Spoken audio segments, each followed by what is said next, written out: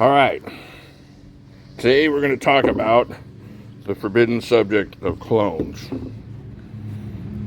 This is the Cold Steel Mayhem S35VN limited edition. What number is that? Let me see that. I can't see without my glasses. You can tell. So there we go. And this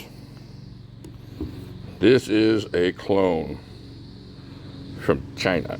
So let's talk about that. I'm gonna make this video, but then on one of the forums on Facebook, somebody was actually asking specific questions about this knife here. I bought it initially. I was going to test it and say, hey, clones this, clones suck, clones whatever.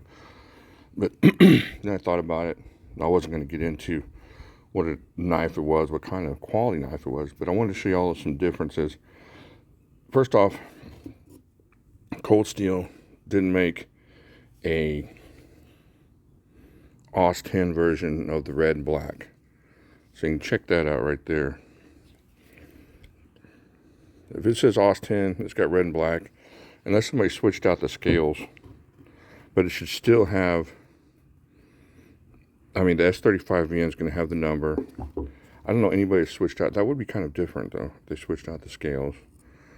However, the one way you can tell is, it's real easy. Run your fingers over this Mayhem, and you have to have some like sensitive, been reading Braille all your life, press it down to feel the Mayhem on this. However, this one is obviously raised. This one's raised up, and you can feel the lettering here, and you can feel it back here really easily. So yeah, you can't feel the Cold Steel on that side. So what else can we look at here? I mean, it's very similar. They did a good job of cloning this thing as far as the dimensions and everything. So I'm not going to get into testing it.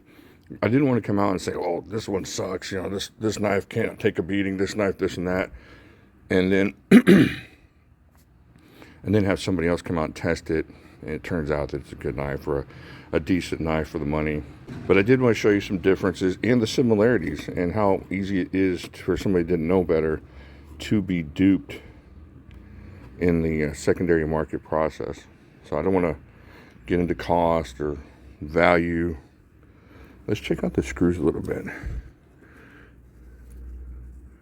It looks like the screws are a little bit off, like you got a bigger Torx driver for this one than this one.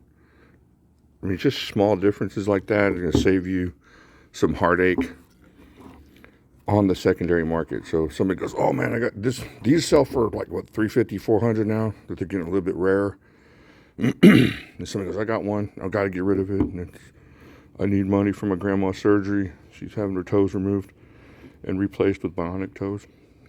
Then, you know, they're like $150 for this. You just trying to keep an eye out for crazy deals like that.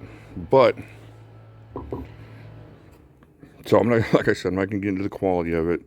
If you want to talk about that, you can text me later, and if I trust you. But also look here, you can see the red, 1, 2, 3 levels of red. You got 2 stripes of red here. I don't know if they're all that way, but on this one, I'm just trying to notice the differences.